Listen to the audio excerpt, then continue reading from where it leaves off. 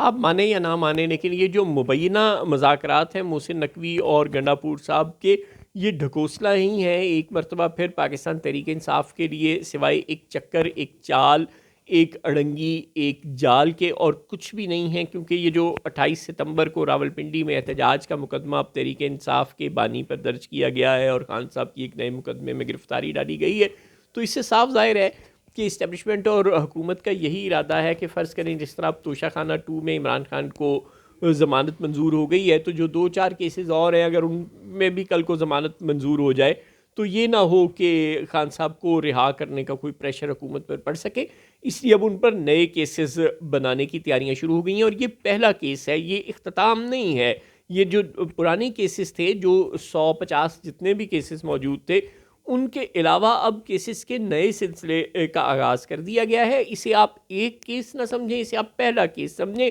عطا تارڑ صاحب نے کیٹیگوریکلی کہہ دیا ہے کہ ابھی 9 مئی کے 8 اور کیسز موجود ہیں، یعنی کہ ابھی ان کی پلاننگ موجود ہے کہ یہ ایک کیس میں تو عمران خان صاحب کی گرفتاری ڈال دی گئی ہے، اب 2-4 اور کیسز بھی وہ درج کر رہے ہیں یا پہلے سے درج کیے بیٹھے ہیں، اور ان میں بھی آج کل میں خان صاحب کی گرفتاریاں شروع ہو جائیں گی ڈالی جانی کاغذوں میں، لہٰذا آپ کو ضمانتوں کے چکر میں ہی رکھے گی حکومت اور اسٹیبلشمنٹ۔ یہ کسی بھی صورت مت سوچیں کہ موجودہ اسٹیبلشمنٹ کی موجودگی میں خان صاحب کو رہا کیا جائے گا اس شرط کے بغیر کہ وہ باہر جانے پر تیار ہو جائیں پاکستان سے، اور یا دوسری شرط شاید یہی ہو سکتی ہے کہ کبھی شہباز حکومت کمزور پڑ جائے اتنی اور اسٹیبلشمنٹ اور اس کے درمیان کچھ ایسی ناراضگی ہو جائے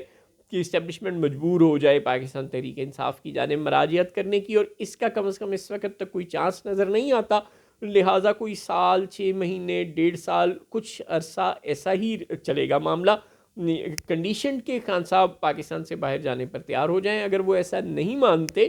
تو پھر ان کو رہا کرنے کے کوئی چانسز نہیں ہیں، اس لیے آپ چاہے احتجاج کی کال دیں اور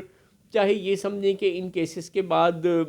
شاید اب ہم عمران خان کو رہا کرانے میں کامیاب ہو جائیں اور محسن نقوی سے مذاکرات میں شاید آپ کو کوئی لالی پاپ بھی مل جائے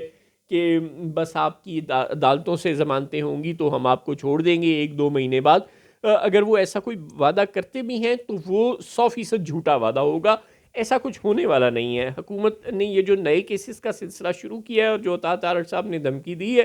اس سے کم از کم بالکل نہیں لگتا، اس سے صاف ظاہر ہو رہا ہے کہ محسن نقوی صاحب نے اگر گنڈاپور صاحب کو کوئی یقین دہانی کرا بھی دی 24 نومبر کا احتجاج ملتوی کروانے کے لیے، تو وہ صرف ایک وقتی چکر بازی ہوگی، اس اور وقتی ایک ایک ریلیف لینے کی کوشش ہوگی، اس